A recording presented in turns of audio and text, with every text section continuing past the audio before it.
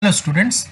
So today we are in the fifth part of the corrosion and its prevention, that particular topic, and I am your teacher Sudipta Nath. So as we have discussed two different types of corrosion in the previous videos, so this is the third type, which is called as cavitation corrosion. Now if you have studied the fluid mechanics, in that particular thing, you know very well that what is cavitation. So it is actually what exactly is cavitation corrosion. So protective films are removed from the metal surface during the fluid flow. That is very obvious. So low pressure development due to discontinuity in flow path, and it causes vapor bubbles to form in fluid stream. And due to collapsing of these bubbles, the shock wave produces and removes the protective films from the metal surface, which creates some type of corrosion, which is very common in case of different types of turbine vanes or turbine blades.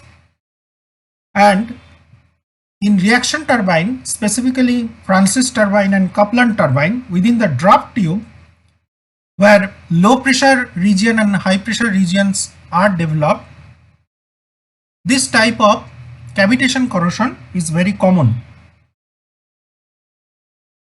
Now, how to control the cavitation corrosion? So careful material selection, like high alloy steel containing nickel, chromium, tungsten, etc., they should be adequately present within the steel structure. Number two is use of the soft rubber coating on that particular vanes or blades, which will absorb the cavitation energy. And thirdly, smooth surface finish. If the surface finish is not smooth, then obviously the effect of cavitation will be very high, because when the vapor bubbles will burst and it will remove the top layer or a very small tiny layer at the top of that particular alloy surface, it creates the propagation of further cavitation corrosion. And in the figure you can see that what type of corrosion it takes place, it creates on that particular vanes.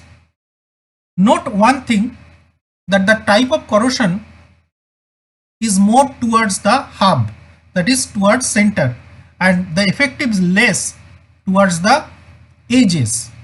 So this is the property of the cavitation corrosion for pump impeller.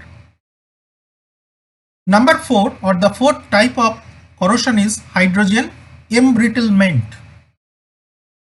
Now hydrogen, when it is present within a particular metallic material, it is a very common phenomena that it makes that particular structure of that material, metallic material, to be very brittle. Hydrogen blisters results from hydrogen atoms, and it formed during sulfide corrosion process on steel. So hydrogen atom combine to form hydrogen molecule, and obviously after that there is a chemical reaction that occurs and creates that ferrosulfuric oxide, that is Fe3O4, and it releases free hydrogen. This free hydrogen, over here we can see the mechanism, it actually emits some amount of electron, and that electron further propagates, helps to propagate the further corrosion of that particular process. So this is how the hydrogen blistering occur in case of particular metallic surface. Okay. So these two are two special types of corrosion, number 3 and number 4, which we have seen. For further information and knowledge, stay tuned for the next video, that is video number 6. We will be discussing some other types of corrosion. Thank you very much. Stay tuned.